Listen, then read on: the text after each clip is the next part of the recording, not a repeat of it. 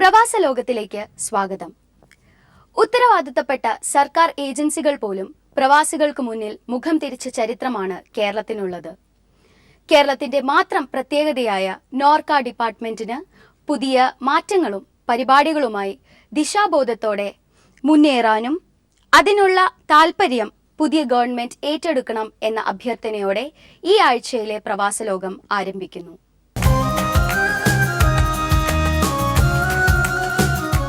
Kidney സംബന്ധമായ അസുഖത്തെ തുടർന്ന് നാട്ടിൽ ചികിത്സയിലുള്ള കണ്ണൂർ സ്വദേശി രതീഷ് കണ്ണൂരിന് ഏരിയ തലത്തിൽ സമാഹരിച്ച ചികിത്സാ സഹായം നവോദയ കേന്ദ്ര കമ്മിറ്റി രക്ഷാധികാരി അംഗം പ്രഭാകരൻ കണ്ണൂർ തളിപ്പറമ്പ് കൂവേരി AKG മന്ദിരത്തിൽ വച്ച് കൈമാറി. ചടങ്ങിൽ നവോദയ കേന്ദ്ര കമ്മിറ്റി അംഗം രാമചന്ദ്രൻ കളത്തിൽ, കേരള പ്രവാസി സംഘം സംസ്ഥാന കമ്മിറ്റി അംഗം TP Narayanan, CPIM Alakode area secretary PV Baburaj തുടങ്ങിയവർ പങ്കെടുത്തു.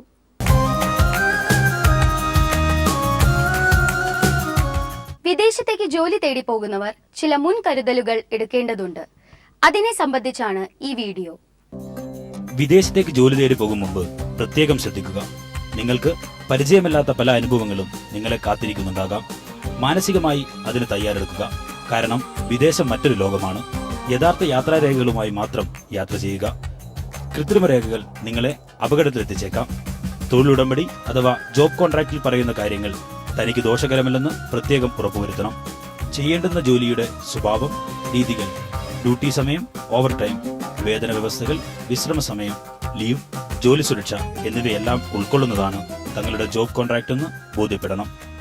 നിങ്ങൾക്ക് എന്തെങ്കിലും അടിയന്തര ഘട്ടത്തിൽ സഹായം ആവശ്യമുണ്ടെങ്കിൽ പ്രവാസ ലോകം പ്രവർത്തകരെ ബന്ധപ്പെടാൻ മറക്കരുത്. ഗൾഫിലെ പ്രധാനപ്പെട്ട ഇന്ത്യൻ എംബസി നമ്പറുകൾ ഇവയാണ്.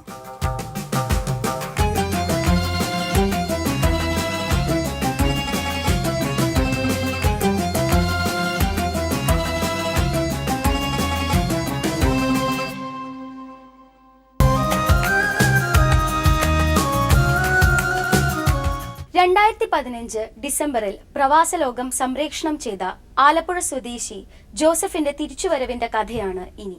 വിസിറ്റ് വിസയ്ക്കാണോ കൊണ്ടുപോയത്? ഇതുവരെ അക്കാമ പോലും കൊടുത്തിട്ടില്ല. അവിടെ കൊണ്ടുപോയിട്ട് പിന്നീട് ഈ കൃഷി ഡെസർട്ടിലേക്ക് കൊണ്ടുപോയത് അല്ലേ? അവിടെ ആരും ഇല്ല നിങ്ങൾക്ക്? ഇല്ല, ആരുമില്ല. ഈ ജയ്മാനോട് നിങ്ങൾ ചോദിച്ചോ? ഇല്ല, ജയ്മാനെ ഞങ്ങൾ പിന്നെ വിളിച്ചിട്ടേ ഇല്ല. അതെന്താ നിങ്ങൾ വിളിക്കാതിരുന്നു? ഞങ്ങൾ ഈ പൈസ കൊണ്ട് കൊടുത്തത് എറണാകുളം ഓഫീസിലാണ് കൊണ്ട് കൊടുത്തത്. എറണാകുളം ഓഫീസിലാണ് കൊണ്ട് കൊടുത്തത്. അപ്പൊ നിങ്ങളെ ഈ ജോസഫ് വിളിക്കാറുണ്ടോ? വിളിക്കാറുണ്ട്. എല്ലാ ദിവസവും വിളിക്കും. എല്ലാ ദിവസവും വിളിക്കും. എന്താ പറയുന്നത് പുള്ളി പറഞ്ഞ പുള്ളിക്ക് വയ്യ, അവരോട് ഒരു ദിവസം പോലും റെസ്റ്റ് ഇല്ല. അപ്പൊ അവരോട് ഇങ്ങോട്ട് കൊണ്ടുവരാൻ പറഞ്ഞപ്പോ എന്താ പറയുന്നത്? അവര് വിടത്തില്ല. അവര് വിടത്തില്ല എന്ന് പറഞ്ഞാൽ അയാൾക്ക് വിസ ഇല്ലല്ലോ. അയാൾക്ക് ഇവരുടെ വിസ ഇല്ലല്ലോ, വിസിറ്റ് വിസ ഇല്ലല്ലോ പോയുള്ളൂ. ഇയാൾക്ക് എക്കാമ അടിച്ചിട്ടില്ലല്ലോ. ഇല്ല, അക്കാമ അടിച്ചിട്ടില്ല. പിന്നെ ഇതിനാ അയാൾ അവിടെ നിൽക്കുന്നത്? പുള്ളി പറയുന്നത് വിടത്തില്ലെന്നാ പറയുന്നത്. പ്രവാസലോകം പ്രവർത്തകരോട് പറയാനുള്ളത്, ജയ്മോന്റെ നമ്പർ ഞങ്ങൾ പ്രവാസലോകത്തിൽ കൊടുക്കുന്നുണ്ട്. ജയ്മോനോട് പറയാനുള്ളത്, കഴിയുന്നതും വേഗം ഞങ്ങളുടെ ആളുകളെ ബന്ധപ്പെടാനുള്ള ഒരു ശ്രമം നടത്തണം. അവരുടെ നമ്പറുകൾ ഇതിൽ കൊടുക്കുന്നുണ്ട്. അതുകൂടാതെ നിങ്ങളെ കുടുംബത്തിനെ ഏൽപ്പിക്കുന്നുണ്ട്. അവരെല്ലാം വിളിച്ചുകൊണ്ട് നിങ്ങൾ എവിടെയാണ്, എന്താണ് എന്നൊക്കെ പറഞ്ഞാൽ തീർച്ചയായിട്ടും സഹായഹസ്തങ്ങളായിട്ട് ഞങ്ങളുടെ പ്രവർത്തകർ നിങ്ങളുടെ അടുത്തെത്തും. പ്രവാസലോകം താബൂക്ക് പ്രതിനിധി ഉണ്ണി മുണ്ടുപറമ്പിന്റെ സമയോചിതമായ ഇടപെടലാണ് ജോസഫിന് തിരിച്ചുവരവായത്. ജോസഫിന്റെ കഥ കേൾക്കാം. ജോസഫ് എന്നാ എത്തിയത്? ഞാൻ 8-ാം തീയതി. എങ്ങനെ എത്താൻ പറ്റിയത്? ഞാൻ ഇന്നപോലെ എനിക്ക് ജോലി ഭാരം കൂടുതലായതുകൊണ്ട് ഞാൻ എംബസിയിലേക്കും ആദ്യം റബീഖ് സാറിനെ വിളിച്ചു. അപ്പോൾ റബീഖ് സാർ പറഞ്ഞ പോലെ എനിക്കവിടെ പ്രതിനിധിയുണ്ട് ഉണ്ണി സാറ്. അപ്പോൾ ഉണ്ണിയായിട്ട് സംസാരിച്ചപ്പോഴേ എന്നെ കൊണ്ടുവന്ന ആളോട് സംസാരിച്ച് വീണ്ടും പിന്നെ സ്പോൺസറുമായിട്ട് സംസാരിച്ചു. അപ്പോൾ സ്പോൺസർ പറഞ്ഞ് 2 വർഷത്തേക്ക് നിന്നെ വിടാൻ പറ്റത്തില്ല എന്നോട് നേരിട്ട് പറഞ്ഞു. അപ്പോൾ വീണ്ടും ഞാൻ ഉണ്ണി സാറുമായിട്ട് ഞങ്ങൾ ബന്ധപ്പെട്ടപ്പോൾ എന്നോട് ചോദിച്ചു, നീ എന്തിനാണ് എംബസിയിൽ കംപ്ലയിൻറ്റ് ചെയ്തത്? നിനക്ക് എന്തെങ്കിലും ഉണ്ടെങ്കിൽ എന്നോട് പറഞ്ഞാൽ പറയാം. സ്പോൺസർ പറഞ്ഞു. ഞാൻ പറഞ്ഞ്, നിന്നോട് പറഞ്ഞാൽ നീ എന്നെ നാട്ടിലേക്ക് കയറ്റി വിടുമെന്ന് ചോദിച്ചു. 2 വർഷമാകും നിന്നെ വീട്ടിൽ, അല്ലെങ്കിൽ നീ എനിക്ക് 2400 റിയാൽ തരണം. ഞാൻ ഓക്കെ സമ്മതിച്ചു എന്ന് പറഞ്ഞു. പിറ്റേ ദിവസം തന്നെ വിളിച്ചു സ്പോൺസർ, നിനക്ക് നാട്ടിൽ പോണേ 5000 റിയാൽ തരണമെന്ന് പറഞ്ഞു. ഞാനൊന്നും വേണ്ടിയില്ല.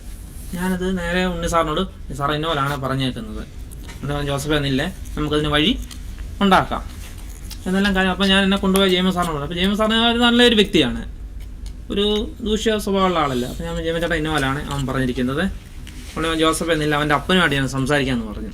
ഈവൻ നമ്മൾ ഇപ്പോൾ പറയുന്നതല്ല, പിന്നീട് ഈ സ്പോൺസർ പറഞ്ഞു. എൻ്റെ അപ്പം വളരെ നല്ലൊരു മനുഷ്യനാണ്. ഉടനെ പറഞ്ഞ് ജീവൻ എന്നില്ലേ അവനെ 1 മാസം കൊണ്ട് നിർത്താൻ ഞാൻ അവനെ കയറ്റി വിട്ടേക്കാം എന്നെല്ലാം പറഞ്ഞ കാര്യങ്ങളെല്ലാം പറഞ്ഞ് ലാസ്റ്റ് കയറ്റി വിടണമെങ്കിൽ നീ തന്നെ ടിക്കറ്റ് എടുക്കണമെന്ന് പറഞ്ഞു. ഞാൻ ശരി സമ്മതിച്ചെന്ന് പറഞ്ഞു.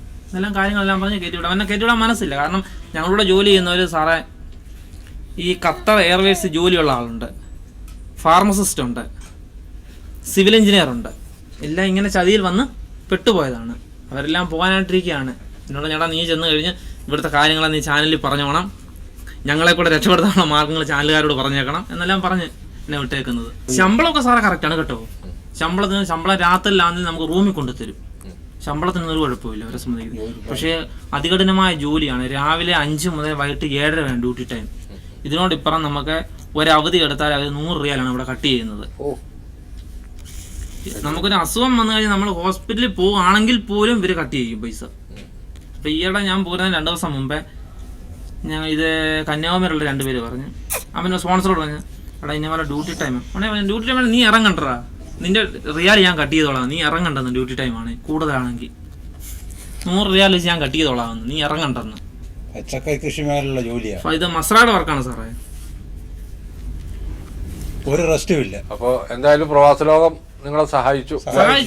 അതിന് 1000 നന്ദിയുണ്ട്. ആയിക്കോട്ടെ, സന്തോഷം. നിങ്ങളുടെ ഈ പ്രവർത്തനത്തിൽ എല്ലാവരും സഹായിച്ചു. ഞങ്ങളുടെ നിങ്ങളുടെ ആയുസ്സിനും ആരോഗ്യത്തിനും വേണ്ടി അതുപോലെ തന്നെ ജയമോഹൻ ചേട്ടൻ എനിക്ക് വേണ്ടി ശരിക്കും കഷ്ടപ്പെട്ടു എന്നെ നാട്ടിലേക്ക് തിരിച്ചയക്കാൻ വേണ്ടി എന്നെ കൊണ്ടുവന്ന ആള്.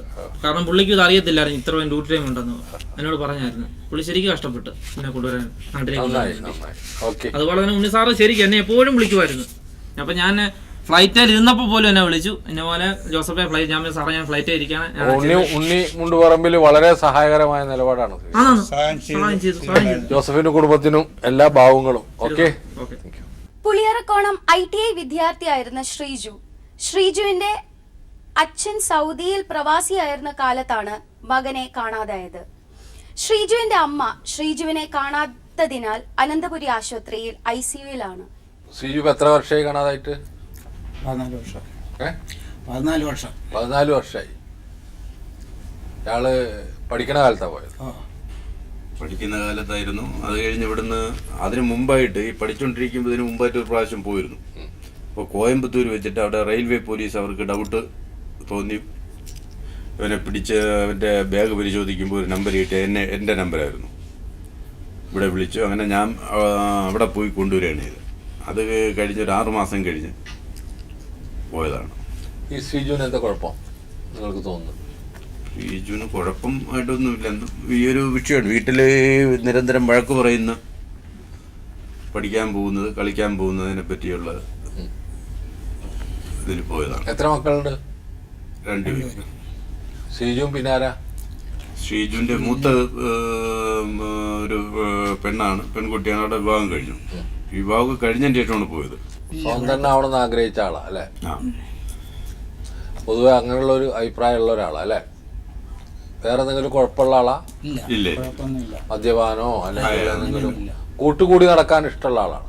കൂട്ടുകൂടി BJP-യിലൊക്കെ വലിയ കൂട്ടില്ല, കൂട്ടായിട്ടൊക്കെ പോകും. വലിയ കൂട്ടില്ല. BJP-യിലാ? അങ്ങനെ അമ്മ വഴക്ക് പറയും. അങ്ങനെ ഒരു ബുദ്ധിമുട്ടുണ്ട്. BJP-യിലായിരുന്നാ? BJP-യിലായിരുന്നു. എല്ലാവരുമായിട്ടുള്ള ഒരു വലിയ അടുപ്പത്തില് സഹകരണം ആയിരുന്നു. അതിന്റെ ഭാഗമായിട്ട് വീട്ടിൽ വഴക്ക് പറയും. അതിന്റെ ഇതിൽ പോയതാണ്. ഞാൻ ചോദിക്കുന്നത് BJP-യിൽ പോയിട്ടുണ്ടെങ്കിൽ അവരെവിടെയെങ്കിലും ഏതെങ്കിലും ക്യാമ്പിൽ ഉണ്ടാവണ്ടേ? അല്ല, ഒരു 5 വർഷം വരെ വിളിക്കുമായിരുന്നു. വീട്ടിൽ വിളിക്കും. ഞാൻ ഇന്നിടത്തുണ്ട്, എവിടെ അവിടെ ഒരു ബേക്കറിയിലൊക്കെ നിൽക്കുകയാണെന്നൊക്കെ പറഞ്ഞ് വിളിക്കുമായിരുന്നു. BJP വന്നിട്ടൊന്നും അല്ല? അല്ല. അല്ലെങ്കിൽ അവരുടെ ഒക്കെ ഇതിലൊക്കെ ആണെന്നുണ്ടെങ്കിൽ വീടൊക്കെ ആയിട്ട് ബന്ധം ഉണ്ടാവും. ഇപ്പൊ ഒരു 5 വർഷം വരെ ഒരു വീട്ടിൽ വിളിക്കുകയും 9 വർഷമായിട്ട് ബന്ധമില്ലാത്ത അമ്മയോട് സംസാരിക്കുകയൊക്കെ ചെയ്യുമായിരുന്നു. അത് കഴിഞ്ഞ് ഡിസ്കണക്ട് ആയി. പിന്നെ ആ നമ്പറിലേക്ക് തിരിച്ചു 5 വർഷം വിളിക്കണമെങ്കിൽ നിങ്ങളൊന്ന് പോയിരുന്നെങ്കിൽ. അല്ല, ഈ ആദ്യം പോയതിന്റെ ഭാഗമായിട്ടാണ് രണ്ടാമത് പിന്നെ അന്വേഷിക്കാത്ത കാര്യം. അവന് പോയി മതിയായി വരട്ടെ എന്നുള്ളൊരു ഇതിലായിരുന്നു, ഒരു ആറ്റിറ്റ്യൂഡ് നിങ്ങൾ എടുത്തു. ഇപ്പോൾ അന്വേഷിക്കേണ്ട മെയിൻ കാരണം എന്ന് വെച്ച് കഴിഞ്ഞാൽ അമ്മ ഷോക്ക് വന്ന് മകൻ ഇത് വലിയ ആ സമയം മുതൽ ഒരു വർഷം കഴിഞ്ഞപ്പോഴേക്കും ഹാർട്ട് പേഷ്യൻ്റായി ചികിത്സയിലാണ്.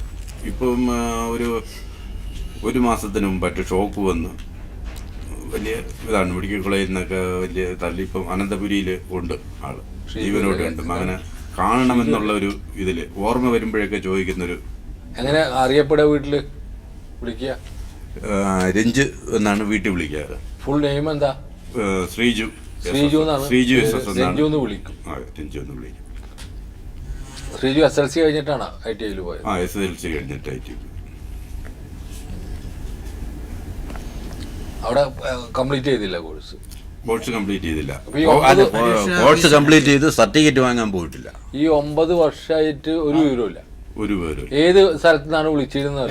ബാംഗ്ലൂർ. ബാംഗ്ലൂർ ഉണ്ട് ആള്. അപ്പൊ ബാംഗ്ലൂർ ഉണ്ടെന്ന് നമ്മള് ചെറിയ തീരുമാനത്തിൽ എത്തുക. ബാംഗ്ലൂർ ഇനി ഉണ്ടോ എന്ന് അറിയാപ്പോ എന്താ വഴി നമുക്ക്? അതാണ്. നിങ്ങൾ ആരെങ്കിലും പോയിരുന്നോ ബാംഗ്ലൂരിൽ? ഇപ്പൊ അടുത്ത കാലത്ത് നിങ്ങൾ ആരും അന്വേഷിച്ചിട്ടില്ല. ഇപ്പൊ എത്ര വയസ്സായിട്ടുണ്ടാവും അവൾക്ക്? 32 വയസ്സായി. അത്രേ ആയിട്ടുള്ളൂ. തിരിച്ചു വരേണ്ട കാലം തന്നെയാണ്. അമ്മ ICUലാണ്. അത്രയും വലിയ അപകടസ്ഥിതിയിലാണ്. പ്രവാസലോകം പ്രേക്ഷകരോടും ശ്രീജുവിനോടും കൂടിയാണ്. ശ്രീജു 14 വർഷമായി ശ്രീജു വീട്ടിൽ നിന്ന് പോയിട്ട്. അമ്മ ICUലാണ്. അതാണ് ഇപ്പോൾ അവർ അന്വേഷിച്ച് വന്നത്. ഒരു പ്രാവശ്യം പോയി തിരിച്ചു കൊണ്ടുവന്നു. രണ്ടാമത്തെ പ്രാവശ്യവും പോകാൻ ഒരുങ്ങിയപ്പോൾ വീട്ടുകാർ വിചാരിച്ചു, കാര്യങ്ങൾ മനസ്സിലാക്കി, കുറേയും കൂടി ലോകം മനസ്സിലാക്കി, വീടാണ് കേമം എന്ന രീതിയിൽ തിരിച്ചു വരുമെന്ന്. ആ വാശിയാണോ ശ്രീജുവിന്? വാശിയൊന്നുമില്ല ശ്രീജു. ഇവിടെ ഒരു വാശിയില്ല ശ്രീജു. ഇവിടെ അമ്മ നിങ്ങളെ നിരന്തരം കാത്തിരിക്കുന്നു, കുടുംബം കാത്തിരിക്കുന്നു, അച്ഛൻ കാത്തിരിക്കുന്നു. നിങ്ങളാണ് ഏക സന്തതി. പെൺകുട്ടി ഉണ്ടായിരുന്നു, കല്യാണം കഴിച്ചു പോയി ചേച്ചി. നിങ്ങൾ ആണ് ഇനി കുടുംബത്തെ നോക്കാനുള്ളത്. നിങ്ങൾക്ക് അധികം പ്രായമായിട്ടില്ല. 32 വയസ്സെന്നൊന്നും പറഞ്ഞാൽ വളരെ ചെറുപ്പമല്ലേ ശ്രീജു? വളരെ ചെറുപ്പമാണ് നിങ്ങൾ. നിങ്ങളുടെ ജീവിതം തുടങ്ങാനിരിക്കുന്നേയുള്ളൂ. നിങ്ങൾക്ക് സാമാന്യ വിദ്യാഭ്യാസമുണ്ട്. നാട്ടിൽ വന്നാൽ എങ്ങനെയെങ്കിലുമൊക്കെ ജീവിച്ചു പോകാനുള്ള ഒരു അവസ്ഥയുള്ള കുടുംബമാണെന്ന് തോന്നുന്നു. കഷ്ടിമുറ്റൊക്കെ കഴിഞ്ഞു പോകാൻ പറ്റും തോന്നുന്നു ജോലി ചെയ്ത. അപ്പോൾ ശ്രീജു തിരിച്ചു വരണ്ടേ? 5 വർഷം നിങ്ങൾ ഫോൺ ചെയ്തിരുന്നു. 9 വർഷമായിട്ട് യാതൊരു വിവരവും ഇല്ല. ശ്രീജുവിൻ്റെ ഭാഗത്തു നിന്ന് ചെയ്തത് മനുഷ്യത്വരഹിതമാണ്. എന്താ അവർ ചെയ്ത തെറ്റ് ശ്രീജു? ആല് ചീത്ത പറഞ്ഞതോ? എന്തിനാ ചീത്ത പറഞ്ഞിട്ടുണ്ടാവുക? എന്തിനാണ് ചീത്ത? അവർക്ക് നിങ്ങൾ പോകുന്ന പോക്ക് ശരിയല്ല എന്ന് തോന്നിയപ്പോൾ പറഞ്ഞിട്ടുണ്ടാവും. അതൊക്കെ പിൽക്കാലങ്ങളിൽ തിരുത്താവുന്നതല്ലേ ഉള്ളൂ. ശ്രീജു കഴിയുന്നതും വേഗം തിരിച്ചു വരണം. ശ്രീജുവിനെ കാണുന്ന പ്രേക്ഷകരുണ്ടെങ്കിൽ തീർച്ചയായിട്ടും അദ്ദേഹത്തെ ഉപദേശിക്കണം, അദ്ദേഹത്തോട് പറയണം. അദ്ദേഹത്തിൻ്റെ അമ്മ ആശുപത്രിയിലാണ്, അപകടസ്ഥിതിയിലാണ്. മകൻ പോയ മുതൽ രോഗിയായി തീർന്ന അമ്മയാണത്. എല്ലാ അമ്മമാരുടെയും കഥ അത് തന്നെ. മക്കൾക്ക് വേണ്ടി ജീവിക്കുകയും മക്കൾക്ക് വേണ്ടി കരയുകയും ചെയ്യുന്ന അമ്മമാരാണ് ലോകത്തെല്ലായിടത്തും ഉള്ളത്. ആ അമ്മ ആശുപത്രിയിൽ കിടക്കുമ്പോൾ ഏക മകനായ ശ്രീജുവിനെ കാണാനാണ് ആഗ്രഹിക്കുന്നത്. ഈ എപ്പിസോഡ് വളരെ വേഗം പ്രക്ഷേപണം ചെയ്യും എന്നുള്ള കാര്യത്തിൽ യാതൊരു സംശയമില്ല. ശ്രീജു ഇത് കണ്ട ഉടനെ നാട്ടിലേക്ക്, തിരുവനന്തപുരത്തേക്ക് ടിക്കറ്റ് എടുക്കണം, അമ്മയെ വന്ന് കാണണം, ആശ്വസിപ്പിക്കണം. അമ്മയുടെ അവസ്ഥ മോശമാണ് ശ്രീജു. അച്ഛൻ അതുകൊണ്ടാണ് ഞങ്ങളടുത്ത് വന്നത്. തീർച്ചയായിട്ടും നിങ്ങളെ ഞങ്ങൾ പ്രതീക്ഷിക്കുന്നുണ്ട്. നിങ്ങളെ നാട്ടുകാർ പ്രതീക്ഷിക്കുന്നു, വീട്ടുകാർ പ്രതീക്ഷിക്കുന്നു, എല്ലാ മനുഷ്യരും പ്രതീക്ഷിക്കുന്നു. ആ അമ്മയ്ക്ക് വേണ്ടി, കുടുംബത്തിന് വേണ്ടി. തീർച്ചയായും തിരിച്ചു വരണം മകനെ.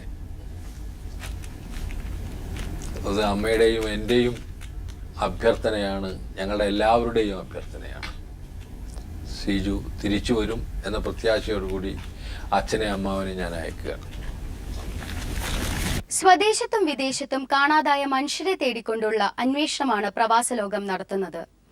കാണാതായ ആളെ സംബന്ധിച്ച പൂർണ്ണ വിവരങ്ങളോടെ ഞങ്ങളുമായി ബന്ധപ്പെടുക. ഞങ്ങളുടെ മേൽവിലാസം പ്രവാസലോകം, കൈർലി TV, കൈർലി ടവർ, പാളയം, ട്രിവാൻഡ്രം 34.